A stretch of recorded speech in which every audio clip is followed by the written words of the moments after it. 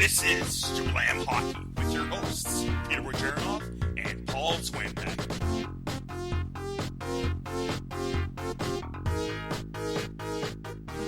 Welcome to Jablam Hockey, folks. I'm your host, Peter Wojcicki. You can find me on Twitter at Russian98, and I'm with Paul Zwambag. You can find me at Zwambag, ZWAMBAG.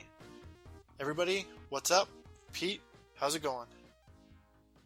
It's going all right. I'm working a lot still, especially with the Christmas season. I'll be working nonstop. If it wasn't for this podcast, I probably would have worked like 12 days straight. It's insane. Wow, that's kind of crazy.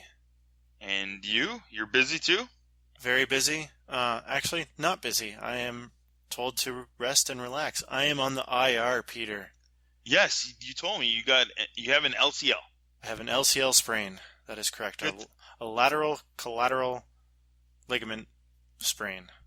So that means it's in the knee area, and it's on the outer part of that's the LCL, right? Yes, that is correct. It's on the outer. It's attaching from the kneecap to the fibula, which is the small little bone.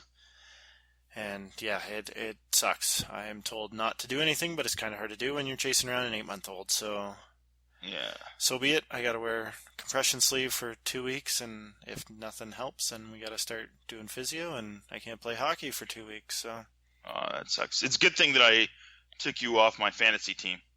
Yes. So if you had me on your fantasy team, you have 1 goal and 0 assists and probably minus 35 on the year. So you must not have a very good fantasy team. No wonder my team hasn't been good lately. Yeah. Damn. All right. Speaking about fantasy teams, though, later on in the episode, Paul will be doing his fantasy tip of the week by telling us how he's cheating to help his team. Right, Paul? But I'm so happy about my fantasy team. I had a good feeling that the Leafs were going to lose versus Calgary on Wednesday night. So I wanted to put money on it, but again, I was so busy at work and everything. I was like, the only thing I could think of was the night before I went on fantasy and Chad Johnson was still available. So all I wanted to do was pick him up so he can win easily against the Leafs. And of course, he got a shutout. So at least I'm happy about that. Well done. Excellent goalie streaming move. Yeah. You had any interesting moves you've done recently, or are you just too busy? Just too busy. Not a lot of moves. I'm kind of set on my teams and just playing it out. This is the grind time of year. This is just where you grind out you don't want to give up on guys. You don't really want to take chances on guys, and you just kind of grind it out. And you're just hoping for a little bit more wins than a little bit less losses, right? That's correct. And as long as you're in the playoffs, when playoffs start, doesn't matter what seed you're in. You don't need to be first. You can be 8th. You can be 6th. Whatever you finish, just get in the playoffs. Yeah. Speaking about wins and losses, how did we do on our Saturday's picks last week, Paul? Not very good. We're kind of hitting a brick wall. Yeah. From 2 weeks ago when we went 10-1 and 9-2, we went 5-6, 4-7 last week, and 5-4 for you, and 3-6 for me. Yep. Not good. Yeah, I should have thought about. I was actually thinking about maybe the Leafs might beat the Caps, and they did play one of their best games of the season against Caps. But I figured again, another back-to-back. You got to bet against those back-to-backs that the second team is going to lose that one, and that's kind of what happened with the Caps. They fell a little flat against the Leafs. So yeah, we only had 2 different picks on the night out of 9, so it was interesting. We both went kind of the same direction, and you went on the 2, and that's where you got your 5-3 on me. So yeah, on the season we're 38-27 for you, and 39-26 for me. So you're catching me, and we're still up big time in full season. Oh, yeah. So stick with us, folks. Stick with us for sure. And what else do we have this episode? We're gonna team ISO the Buffalo Sabres with special guest Calvin. We got the A or nay with my Maple Leafs at the quarter mark. Jablam Junior Hockey update from both of us. And, of course, that fantasy tip from Paul. Okay. Sorry about that pause. I was thinking about doing the team ISO right now, but let's do some trending now. What do we have for trending now? the first thing that everybody was going wild about was Gerard Gallant, the now ex-head coach of the Florida Panthers. And it seemed like they pretty much just kicked him out of PNC Arena, right, Paul? Yeah, didn't even give him a ride home, supposedly. Supposedly. So everybody's going wild because, well, first off, everybody thinks they're going way too hardcore with, advanced analytics stats. And that was one of the reasons why they thought, time to remove Gallant and bring in the new coach. I believe it's Rowe. Tom Rowe, and yes, is it Tom? Yeah, and yeah, I believe that. So I think he's a better fit for this team, even though Gallant did a great job last year, and they've had a few injuries to the team this year, so not everything's going the right way. But yeah, and then so it's that, but then they seemingly just kick him out of the arena and tell him go home, kind of thing, after being fired. But Gallant came out and said, I think just recently in a text message to Elliot Friedman of Hockey Night in Canada, he said, I know everyone has seen the photos of me getting into the cab. A manager of the team services of the Panthers, Styles Burr, is a good, solid kid. What happened is getting blown out of proportion. They had called a car service, but I did not want to wait. So we don't know when the car service was coming. Maybe it was going to be in 15 minutes, maybe an hour or two. But he wanted to get the you-know-what out of there, I guess, right? Yeah, why would you want to stick around? Maybe it was Uber. I hope that guy gets like a 1 star if it took that long. Yeah, well, you think the Panthers will call an Uber? Don't you think they would have like a car on? Well, I guess they don't have just cars on call. Like they're not at home, so yeah. Yeah, an awkward, interesting to begin with. And yeah, I don't know. I liked Gallant. I thought he was doing a pretty good job there in Florida too. So I'm a little shocked just at that, not even at the whole taxi cab issue. Oh, he's going to land on his feet. Las Vegas, call him immediately. Well, sorry, Vegas, call him immediately. Yes, exactly. What else do we have out there for trending now, Paul? We have a first. Harnarian Singh, first Sikh broadcaster to broadcast in English. He joined the Hockey Night in Canada crew for the Toronto Maple Leafs and Calgary Flames contest as a rinkside reporter. Pretty neat. Congratulations. I guess they short form Hardeep, or easier than Harnarian, but Hardeep Singh. Yeah, good on him. That's awesome to see. Yeah, I'm used to that with my boys having short forms or for names, or just like an English version of like Robbie instead of Hardeep or Gurpreet or whatever. So, congrats. Yeah, he's also the first person to call hockey games in Punjabi. Yeah, he's been doing it for a while now. Yeah, he's infamously known for the Nick Bonino game-winning goal last year in the playoffs. The Bonino. Yeah, so he got pretty popular there, and everybody kind of... That's helping him. Yeah, that definitely helped him, and now he's on the English side. I wonder how many games he's going to do this year. Well, probably not too many, because he's still got to do his main role, right, for the Punjabi community. True, yeah. So, and I think they like him, and they're glad, and I'm happy for Punjabi people to be having a play-by-play for them as well, because especially I believe for Vancouver and the Canucks, they have a huge community and a huge following for the Canucks. So that's pretty cool. I do like that. Another thing trending now is, have you seen it, Paul? The Andrew Shaw meltdown? No. No, you haven't seen it. What did he melt down about? So it was a tight game. It was a good game between the Ducks and the Canadians. I saw parts of it. The Canadians could just not score on Gibson. He was having a really solid night against. I'm pretty sure Price was in it. So then finally, I think it was 2-0, and then finally with the good pressure by the Canadians as well as Shaw scores a huge goal with I think under 2 minutes remaining. So he's all pumped up. He still goes on the ice. He's playing hard. And then he takes a really bad hooking penalty behind the net because he's feisty and he wants to get the puck and tries to score again. So then he gives some harsh words to the ref after that penalty, which he didn't think he agreed with the call, but it looked like a decent hooking call. And then he lays out like the referee with words, and he storms out, and then he punches basically where the sticks are, the holder of the sticks, I guess, just out where the bench is, and all the sticks go flying. Yes, dominoes. It's hilarious. He kind of does like a look back, and he's like, whatever. So that's awesome. It's pretty hilarious. And everybody else is like, oh, Shaw's, you know what again, kind of thing. I don't know. I like the feistiness. Would the Canadians have scored in the last minute if there wasn't a penalty? Maybe. We don't know. But again, Shaw was the reason they broke the lead in half and got them by one. So you're getting one side of Shaw, and you have to deal with the other side of Shaw.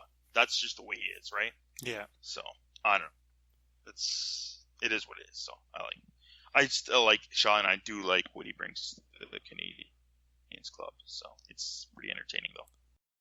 Time for this week's segment of Team ISO Buffalo Sabres.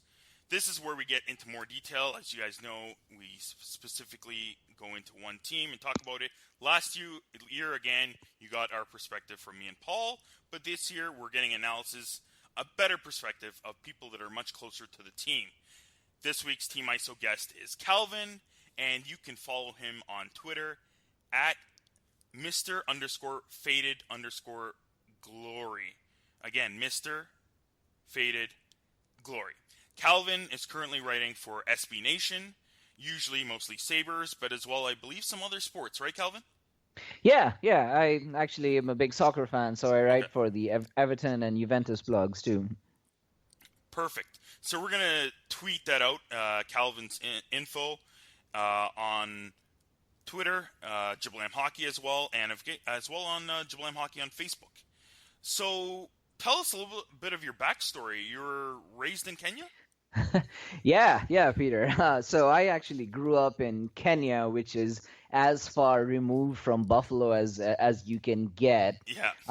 But I landed up in Buffalo for grad school, and I'll tell you, having grown up and lived on the equator, and then landing up in Buffalo and feeling lake effect snow, that was quite a winner. But I adapted, and again, Buffalo's a great city, very welcoming, very lovely sort of small town feel to it.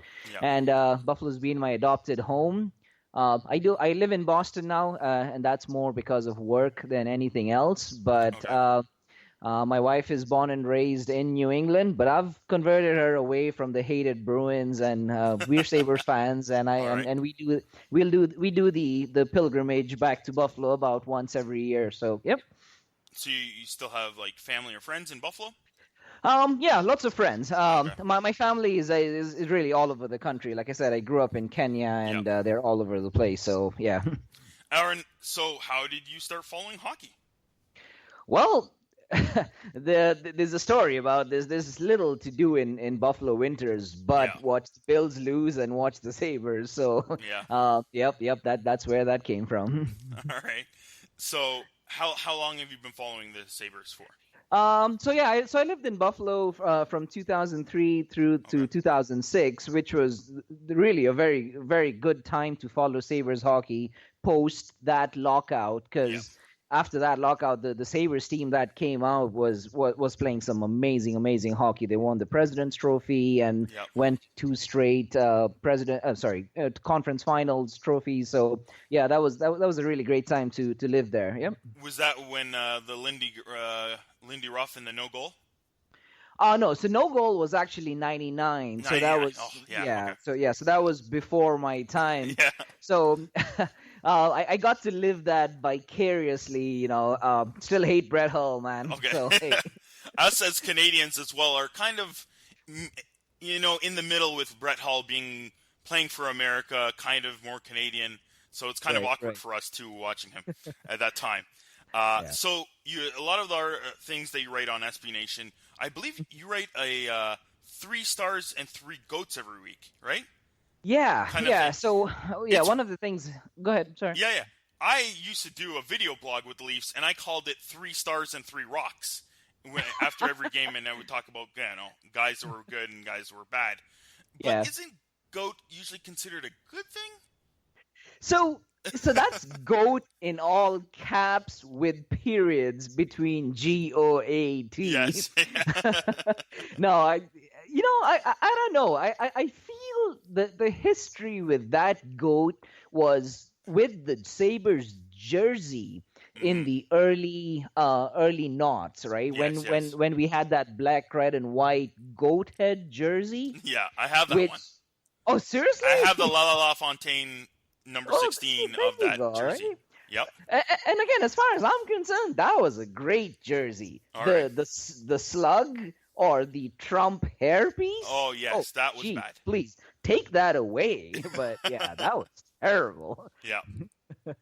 But yeah, so the 3 stars and the 3 goats. What we do is basically every Sunday we put up a post, and we have all our readers. We've got a really strong core of faithful readers who basically just grade all the players over the last 1 week, whether it's 3 games, 4 games, over from a 1 to 5 scale, and on how they've done.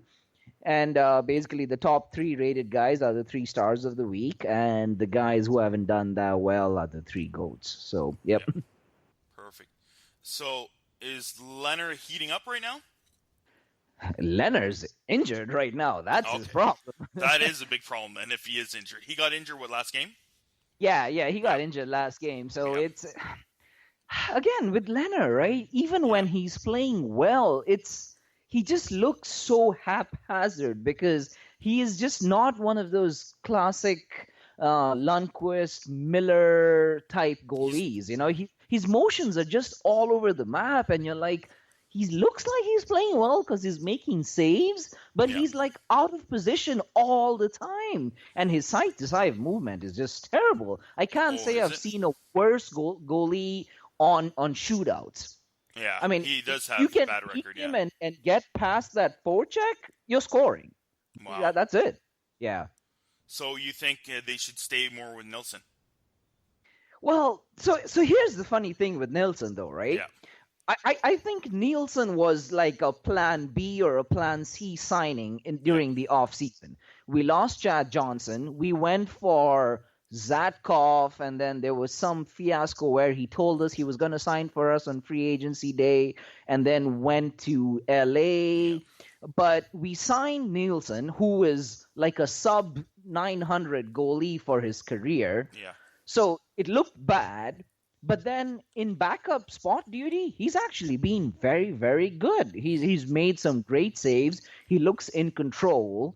He's a very Tim Murray goalie, and let me explain. So Tim Murray, GMTM, as we like calling him in Buffalo, right? He loves big-bodied goalies, guys who fill that goal space right there. And Nilsson's like 6'6". He's a giant of a man. Yeah. So it's strange. He comes with really poor background, not really poor, but I mean, a sub 900 goalie in the NHL, you're not getting anywhere really. But at the same time, Nilsson's played for some really poor defensive clubs. Well, so guess what he's walking into in Buffalo, because we are a poor defensive club. Yeah. But he's actually played well, so I don't know. I'm still torn on him. I mean, I don't want him becoming our starter anytime soon, but I am really nervous about Leonard turning into a. And when I say turning into a starter, I don't think Leonard is top 5 or top 10 NHL material. I really don't. He probably isn't. Yeah. Yeah. Well, I don't know. I thought Leonard looked like he could have been a pretty good goalie. He does seem to get injured quite often, so hopefully that doesn't keep on happening, because that will really stunt his development growth. Well, so last season he missed a bunch of time with a high ankle sprain, and I think there was a lot of schools of thought about him being overweight being the issue. So in the off season he lost like about 30-40 pounds, came back looking like a new man, and then now he's injured again, and it's like, What's up with this guy? Yeah, it's going to be a lot of question marks with him. Yeah. Let's move on to the big off-season acquisition. Pozo, he's looking pretty good. Oh man, the Ox, yeah. Geez, he is what we needed. I mean, Okposo was, I think, what we wanted Evander Kane turning into. Yeah. And Kane has just turned into. I mean, he's a prima donna. Yeah. Oh, geez, he really is. Yeah. I think everything the Jets fans told us about him has come true, and it's unfortunate. Yeah. It really is. He has skills. We thought. Yeah, he has skills, right? Yeah, I mean, if GMTM was in love with the idea of Kane, but Kane, the player himself, just comes with a lot of baggage, and I don't know if there's any room for him in the Sabres of the future. So how about the off-season acquisition of Kyle Okposo? He's been pretty good so far, eh? Yeah, he's been very good, and especially with the Sabres missing O'Reilly and Eichel for long periods this season, Okposo's been carrying the offensive burden, and even despite that, I mean, the Sabres are still the lowest scoring team in the league, so it's been rough. But yeah, without Okposo, God, I don't even want to imagine how bad we would have been. For sure. And that versus Evander Kane. Yeah, who is still looking for his first goal of the season. Wow, he is. Oh, my goodness. Yeah, so I think he missed like about 10 games in between with 3 broken ribs. So I'll give him that. But, I mean, like Kane spent some time on the top line. He's playing with Eichel now. Eichel is just back. So hopefully on that line with Eichel and Reinhardt, he can find some mojo. But I think a lot of Sabres fans at this point are ready to cut ties with Kane and move on. What would you think could be out there, or at least the Sabres would be looking for, versus what they could acquire for a Kane right now? See, so that's tough, right? Yeah. With Kane playing as badly as he is, it's like I don't know what we'd get for him beside the proverbial bag of pucks, but it's tough. But I mean, there's some really really bad hockey teams out there, like the Canucks, right? Yeah. They could use a spark. So, and we'd heard recently, I think Bob McKenzie from TSN had said something about some chatter going on about Kane with the Canucks. I don't know. Honestly, I don't know. If nothing else, Kane will probably end up getting unprotected and go to Vegas. I think that's what's going to happen with him. Wouldn't that be like the worst thing that could happen for maybe both sides? A Kane going to a team like Vegas, flashing that dough almost all the time? It's not going to be your problem, and it's not going to be my problem, right? But it might be a great problem to watch. Saying. I know what you're saying, though, yeah. Right? Oh, man. I don't know. I try so hard to like him, but I just... it's hard, man. Yeah. But do you love the beauty that it is Ristolainen? Huh? Don't you love... Do you like Rasmus or what? Oh, yeah, absolutely. Okay. Come on. I mean, yeah, he is the defenseman we wanted all along. He is what we wanted Tyler Myers to turn into until he didn't. Yeah. Right? Yeah. After that rookie season, and we were like, yeah, Tyler Myers is it. A puck-moving, big-bodied defenseman, not afraid to play physical, but has offensive ability. I mean, that's the cornerstone that, you build a Stanley Cup champion around. Yes. And Risto is it. And then there was all this drama in the offseason about whether he would sign a bridge contract or whether we'd give him a big deal. And in the end, I think we did something that was very fair to both sides, and we're glad to have him, for sure. He is a beauty.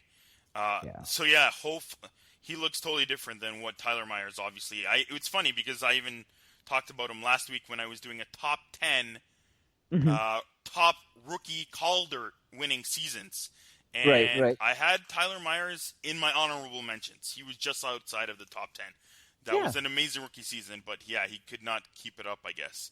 No. Yeah, he looked great in that first year, but I don't think he ever got sorted out, if you Yeah. will. And yeah, When Risto is looking great, he's eating up more than 26 minutes per game averaging, so he's a stud right. back there.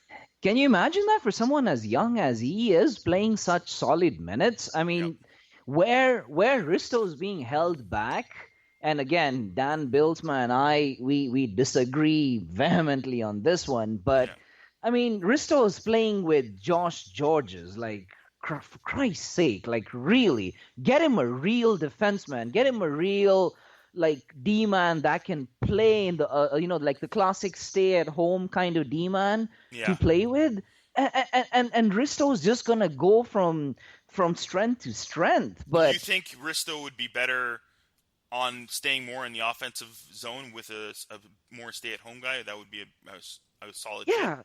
yeah. Well, so Risto has got some pretty awful numbers, and that's because he's getting exposed. He pinches deep, so he's caught up front, and then you've got a guy who's got lead skates like George is trying to cover him, and then the result is very obvious there. Mm-hmm. In the last couple of games, though, Bilsma's, I think it's finally getting it because he's moved Jake McCabe, who is another youngster who's come through the system to play with Risto, and I think that's the future top pairing for the Sabres we've dreamed of for years. And I think once that pairing gels, I think you've got like a 30-minute pairing right there. Yeah. Sounds like they should be doing it maybe now. Wouldn't you want them to pair them right now to build a stronger chemistry? That might be well, right? As well. It's not we're closer to the bottom of the league than we are the top. So at this point, why not? Yep. Yeah. For sure. And how is Sam Reinhart looking? So Sam Reinhart is an interesting case, right? He is such a smart hockey player, right? He gets in the right positions. He does all the right things, but just like without Eichel, he's looked lost this season. Yeah. I mean, he's had his moments. He's done some great things, but I feel, and we've seen Eichel play one game so far, and then the Sabres play the Rangers Thursday night, and just with the one game of Eichel being back, Reinhart looks recharged. Yeah.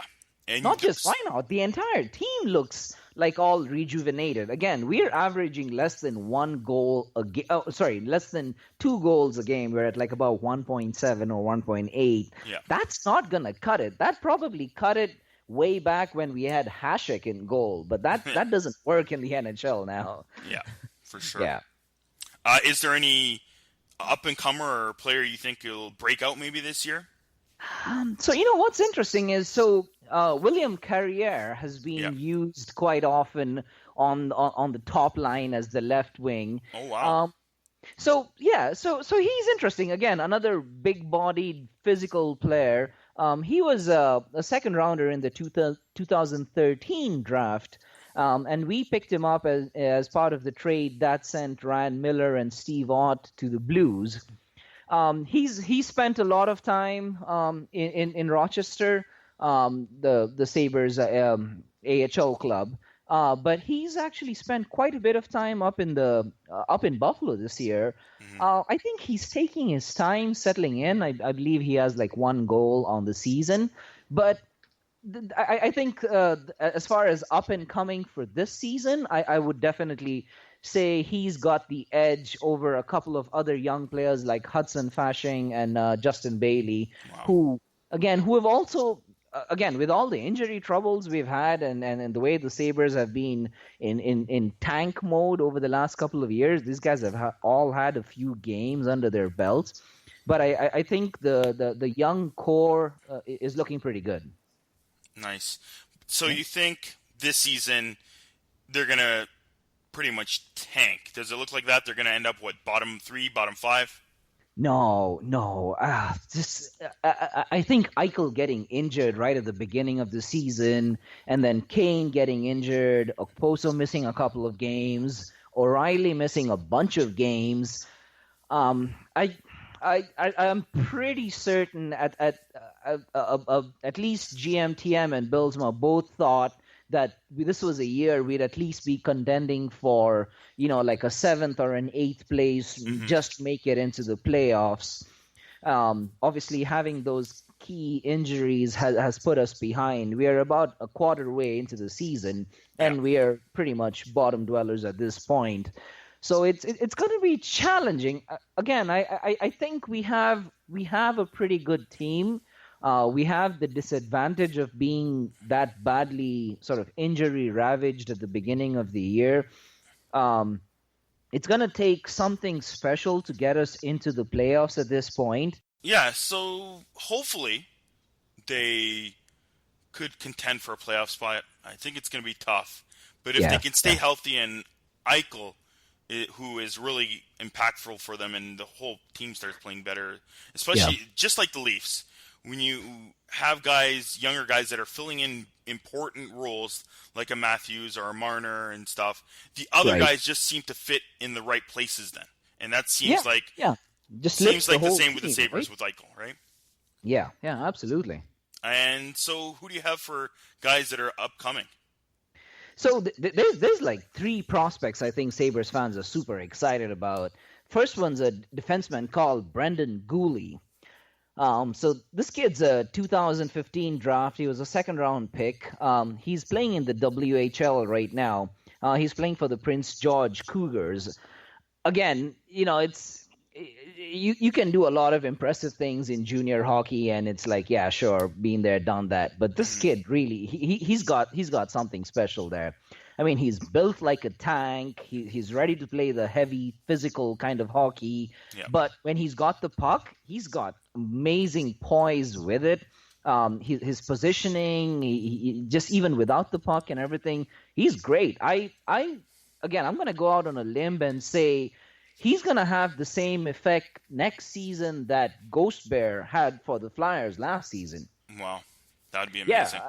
I mean, I think a lot of fans had thought that Gooley would actually make the Sabres like senior squad this year coming out of training camp, but I think GMTM decided to play that one a little conservative and give him at least another year of junior development. And then another couple of players that are coming up, and you better get ready for these two. But I think these are the 2 future. They're probably going to start off as 4th liners, but eventually be the Sabres top line in a few years. Wow. But one is Alex Nylander, the brother of the Leafs' William Nylander. Yep. I mean, again, when you come from that family with such great genes, it's amazing. But he's got really good hockey sense. Alex does. He's skillful. He's shifty. He's super fast. And we got to see that. We got to see that in training camp. And I think Nylander just outright makes the team next year. No doubt at all. And him and his brother just signed a contract with Bauer. Oh, they did? Huh, yep, this week. So I don't know where Bauer is going with. I thought they might have, maybe claimed bankruptcy or something. But yeah, they signed a contract with both of the Nylanders. So we'll see how... they've got 2 big hockey markets they're going to be going into. So they might have to hold off on that bankruptcy there. Yep. And who else you got? So there's a kid called Cliff Poo. Oh, yes. And no jokes about that one. Oh, yeah, for sure. So Poo's been playing for the London Knights. He was also a 2016 pick in the 3rd round. Yeah. But he is like the London Knights points leader. He's got like a ridiculous 42 points in 23 games. But Cliff is great. He's fast. He's got great vision. He's got the size. And I think Pooh himself in an interview said that he looks at like Jeff Carter as his role model, and that's amazing because I think that's exactly the kind of player that would work out with like an Alex Nylander, a sniper kind of guy. Yep. If you've got like a Jeff Carter supplying you. So again, if this is going to be the Sabres' future top line, I think we're in safe hands. You're usually in safe hands when you draft a player from the London Knights as well. Yeah, there's that too, for sure. Yeah. All right, well, thanks for having you on the show, Calvin. It was great getting Cute, Peter. to have you on here, as well as some great analysis on the Sabres. Again, if you want more info from Calvin, you can find him on Twitter at Mr_Faded_Glory, and as well, find him on SB Nation. Calvin's usually writing about the Sabres and soccer and some other sports. So thanks for having you on the show. Yep. Thank you, Peter. Take it easy. In time for some yay or nay with my Maple Leafs this week.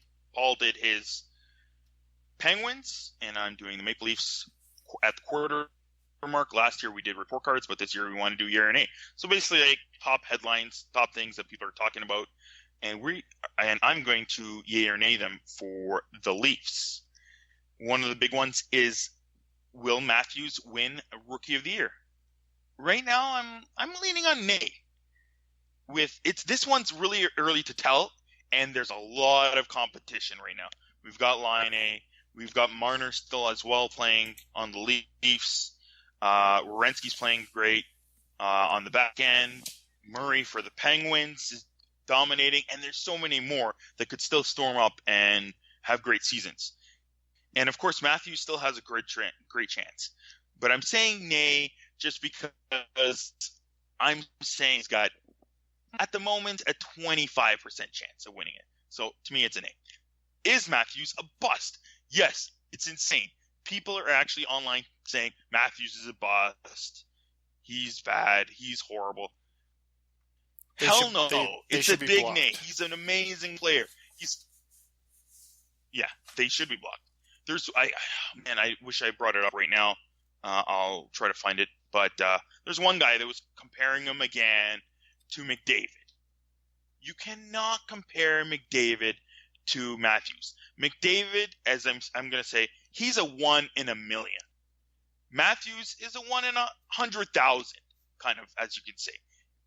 If you think about it that way, again, Matthews is still a great player, and he's still top 10 in most categories. He's up there in the league in like shots, missed shots. He's amazing possession stats, and that's in the whole league. I'm not talking about rookies. I'm talking about the whole league. Yeah, he had a drought for 12 games, but he was still consistently putting pressure on the team. And again, I think he had, not including Calgary, but he had like 3 goals in 3 games after that drought. What I do like about him is he's so mature. He's very unfazed as a rookie, especially. He's still working at his game, and he didn't show any like angerness or bitterness towards not being able to score. He just bared down and worked harder, and that was a good sign. So I did like that, him having a drought earlier in his career and learning from that and showing how much of a mature player he is and an individual that he is, that he can do that. So, you know what? Matthews is still going to be solid. This one kind of irks me a little bit. A lot of people talking about there's a very popular Leaf Nation fan and blogger, Jeffler, as people like to call him. I don't know if he brought it up or if it was Gino Reda on TSN That's Hockey, but people are talking about Kadri for Selke. Are these people out of their mind? I don't know. I'm giving him a big nay. Yes, he did an amazing job shutting down McDavid versus the Oilers at the beginning of November, that one game. Amazing. But it was one game. He's not doing it day in and day out. He's having some good games. He's having the best start of his career in one season for sure so far this year. He's improved a lot defensively. And a big important factor people like about the Selke is scoring as well, which I don't like, but the NHL and most people still vote you need to score to be a good defense forward. I don't know why, but Kadri's also doing that. He's still on pace for like 35 goals. But in defensive awards, he doesn't kill that many penalties. He isn't great at faceoffs still, and he doesn't shut down the best player every night.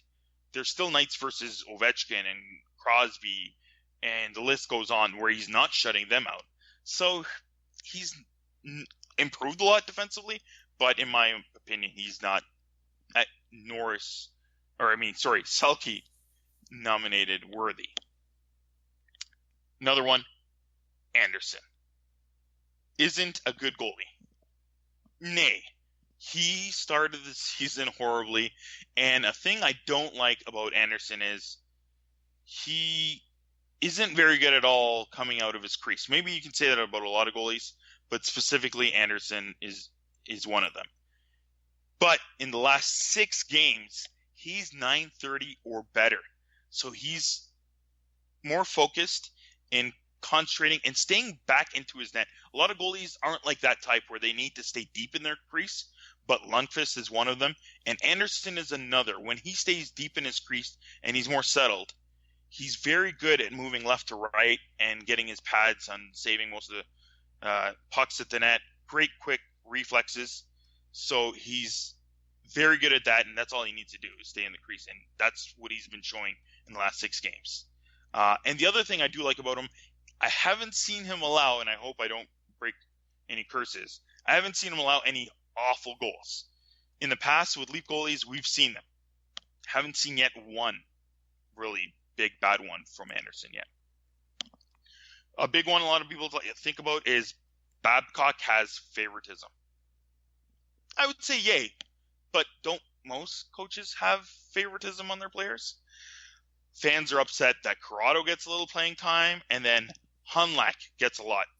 Trending on the internet, a lot of people talk about Hunlack, and that's Hunwick and Pollock on the back end. Yeah, are they? And then again, yay or nay, are Hunwick and Pollock a defensive liability? Yeah, you could say yay as well. But when you're, in my opinion, when you're still in rebuild mode, which the Leafs are, and they're not in contention, why are we caring so much? Do we want the Leafs to win every game? Are we thinking that this is the team that's ready to contend for the Cup? In my opinion, no. Yes, they're a little bit step too slow comparing them to maybe Corrado, but in my opinion, his defensive play in the end zone, in their own zone, isn't much better than those two players. So, and I still think they still provide some value with physical presence and experience. Would you rather have Valiev brought up and played for the Leafs and play like 15 minutes? No, I'd rather him playing on the Marlies, getting 20-plus minutes and getting way more experience. So why not just keep them on the back end? And the one that's everybody's been talking about this week, a few of them. Number 1, is Holland done in Leafland? Yay? As I like to call him, Peter from Brampton, because we're both Peters from Brampton. Looks like he's on his way out. He didn't join the Leafs on the West Coast swing. He's staying at home. You can even check my Twitter account at Russia98. I tweeted Peter. I don't know why he didn't respond. I asked him to come over and have some beers because he wasn't I don't think he was pretty far away. So he could have if he had wanted to. I even wanted to hang out with the guy, make him feel good, but I guess not. But yes, it pretty much seems that way. Lou was quoted in saying basically that they were looking at maybe to moving him. And the other question coinciding with that is other trade rumors. Everyone's asking, is Dougie Hamilton coming to Toronto? Paul, you still awake? I'm still here. I have not fallen asleep. What did Brian Burke have to say to those rumors? Brian Burke had a huge long quote. I don't know if this was on the radio. I'm pretty sure it might have been on the radio. But we will post the full tweet that Maple Leafs Hot Stove posted. But let's just take one line of it. We haven't offered him to anyone. We don't intend to move him. Now, if you got the right offer, if someone offers us 20 first-round picks, are we making that deal? Probably. When Gretzky got traded, the difference between listening and listening attentively and shopping, those are two different things. Would you listen? Yes, it's your job to listen. Is he a guy who we intend to move? Not a chance. Is he a guy who we think will move? Not a chance. Oh, Brian Burke, of course, comparing Dougie Hamilton and Wayne Gretzky in the same boat. Both get traded. Oh, yeah, he's a beauty. But I will never trust what Burke has to say sometimes. Sometimes he's just trying to throw the media off. So I still think there is a possibility of him maybe going to Toronto or somewhere, because I don't think they're happy with their back end. You can't trust a guy with an untied tie. You just can't. You can't. You cannot do that. Who could be moved? JVR seems the appropriate one. I do like JVR in terms of having him on the team as a power forward role, especially with the rookies getting better and better and closer to their prime. But JVR is a great piece if the Leafs are looking at getting and acquiring a top 3 defenseman. Is Dougie Hamilton that player? Maybe. And again, JVR is going to get a big raise. He's getting paid, I think, only 4.2 currently on his contract. And in 2 years, he's going to get a huge raise for sure, in my opinion. I think he's going to get at least $6 million. So maybe it's time to move him now if you're going to put that much cap hit on your team with him. And then you're going to want to give raises to all the other young players that the Leafs have in 2 to 3 years as well. So it's a struggle, but yeah, he is the best chess piece to move if you want to acquire a top 3 D-man. Could it be Hamilton? Maybe.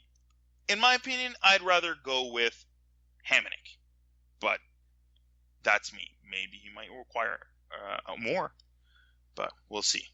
That would put JVR on Tavares' wing, which would be pretty interesting. It would be pretty hot. Much better than having Ladd or whoever they have right now. Yeah.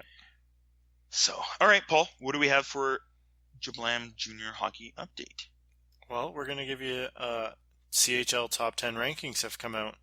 And nice. Obviously, the Regina Pats are at the top. They are just tearing up the league.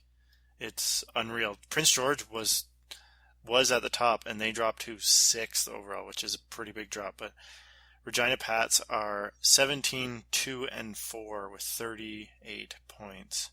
Just on fire. It's kind of ridiculous. 7-2-1 in their last 10. The Medicine Hat Tigers also moved way up the rankings as well. They're now into 5th. London Knights are still at the top. They've moved up to 2nd overall, and the Erie Otters not far behind, which kind of makes sense. And the Ruined Noranda, the QMJHL defending QMJHL champs, I guess you could say. Yeah. Yeah, they're now into 7th. They've moved down as well with Prince George. And the Memorial Cup host, Windsor, at 8. You can get the rest of them on our game notes. We will post up the CHL Top 10 rankings. As for some standouts in the scoring leader, Sam Steele from the Anaheim Ducks, he is tearing it up, 41 points in 19 games. That's just bonkers. Yeah. So he's leading the WHL. Undrafted, actually I think 2017 draft eligible, Mason Shaw is 2nd with 40 and 26. So played a lot more games, but 1 point behind, so that's not too shabby. As for the OHL, Erie Otters are just unreal. Taylor Radish and Alex DeBrincat. Pretty sure we talked about DeBrincat last Jablam Junior update. And he's still tearing it up, 51 points in 23 games. And he just got back Dylan Strome, who has 10 points in his first 3 games back. So wow. 3 points a game. Not too bad of a point per game pace there. Yeah, and Kitchener Rangers' Jeremy Bracco left off of Team USA development camp roster. Unreal how that happened, but I guess they're just not happy with him. He didn't make the team last year. He didn't even get invited to the team, so he is sitting 3rd place with his teammate Adam Masherin, who's a Florida draft pick. So, yeah, pretty good in the O as well. As for the Q, Maxime Fortier, pretty sure he's draft eligible, I think, playing for Halifax. Also a rookie, Nico Hershire for Halifax, 47 points and 45 points in 27 games respectively. So not too shabby. A lot of top scoring in the CHL is just 2 points per game or more. It's kind of absurd. Wow. Yeah. Pretty amazing. Yeah. Do you want me to keep rambling? Do you want me to keep going since you talked forever about your yay or nay Leafs and made my Penguins yay or nay so disappointing? What do you mean? I'm sorry, Penguin fans. I didn't stand up to the Peter Bajaranov's standards of yay or nay. Holy smokes! Well, those are the big headlines. So I had to talk about them, and we will post them on the website. Perfect. as well as some of your Jablam Junior Hockey Update stuff. My is the game of the week last week, which was on Sportsnet. It was the Sault Ste. Marie versus Mississauga. So the Greyhounds versus the Steelheads. And I do want to thank the Steelheads for inviting me to go see the game. It was a great game. It was exciting. It was so back and forth. Steelheads were pretty much controlling most of the game, but the Greyhounds just defensive, turnovers, just costly turnovers, and in my opinion, maybe some weak goals allowed by Raymakers. He could have saved one or two of them, so he didn't have a great game.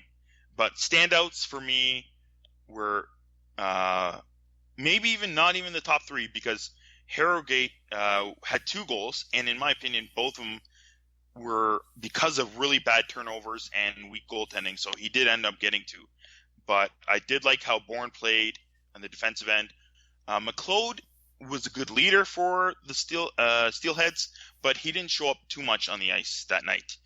Players I did like were on the Greyhounds, and I don't know if they had a lot of points or it shows that they had a lot of points, but Boris Kachuk was excellent. He plays like he has tons and tons and oozes confidence. When I saw him on the ice, he was being attacked from both sides of players. He would still control the puck and try to grind out a play and keep it going. So he has tons of confidence, and if he keeps on playing like that in his career, I think he'll look great. And a player that I thought looked outstanding was Zachary Sicision. I believe that's how you say his name, Sicision. He was a beast. I think he's 6'3", I believe, but he plays like he's 6'9", in my opinion. He just controls the ice and the surface so well when he's out there.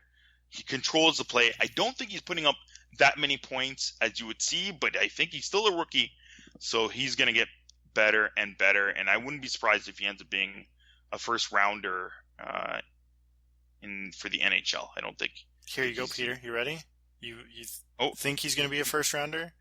He's already been drafted, hasn't he? He's already been drafted in the first round, 15th overall, Boston Bruins.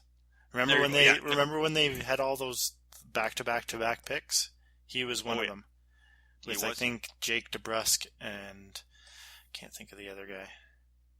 Yeah. So when I went to the game, I was thinking of, covering more Steelheads. So I was trying to look at their players, and McLeod especially, he was drafted and still playing in the O. So I wanted to see them. But he really stood out by far to me, and I was like, oh man, who I don't know him that well. So I was like, wow, he's pretty good. Decision looked really good out there. All right, let's move on. Did you see Nick Hague? Was he the biggest dude out on the ice? I saw Hague out there, and maybe he did look like the biggest guy because he wasn't. I don't know. He works hard. He looked like he skated hard, but he still wasn't that fast. So that also when you're a big guy, it looks like you skate slow sometimes. That as well. Yeah, which Nick Hague is going to be a top first round draft pick in this upcoming draft, 2017. Right. As well, the World Junior Championship Development Camp roster has been posted. We will put up a link on our game notes for that. World Junior Championships are coming up at the end of December 25th, 24 days away. Can't wait. Pretty pumped. Wow. Perfect. We'll talk more about them in a week or two.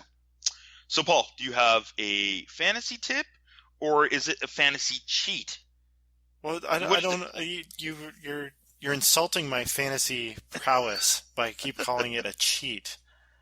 Okay, so what do you call it when you're intentionally not playing with a full deck of defensemen?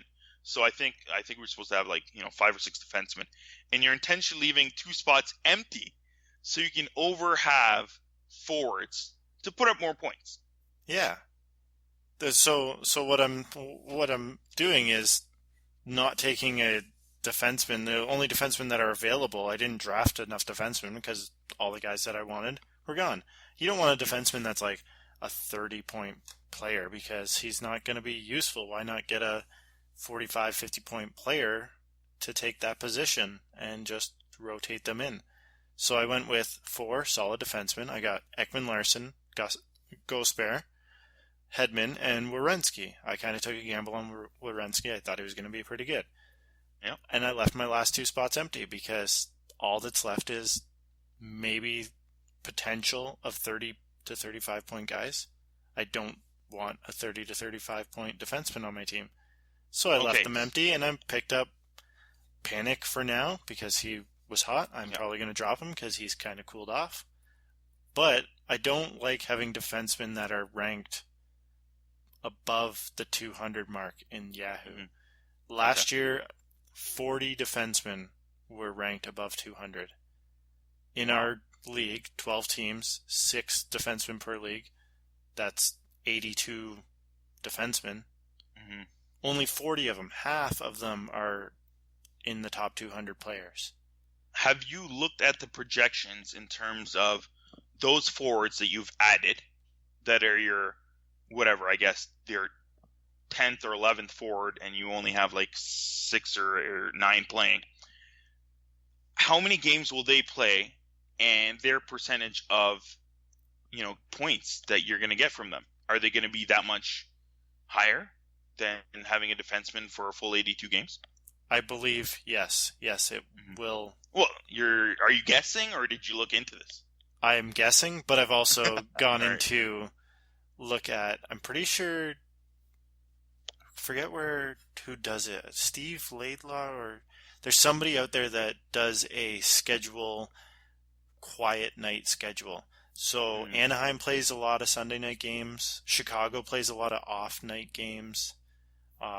LA plays a lot of off night games. A lot of the West Coast plays quiet night games. They don't play every Saturday. They don't play every Thursday. The Tuesdays and Thursdays. Yeah, those are the busy nights. You play enough fantasy hockey and you see what nights you're benching players. So you try and go off kilter and try and pick up Chicago, LA, Anaheim. Anaheim's a big one. If you can get Anaheim guys to fill your rosters on off nights.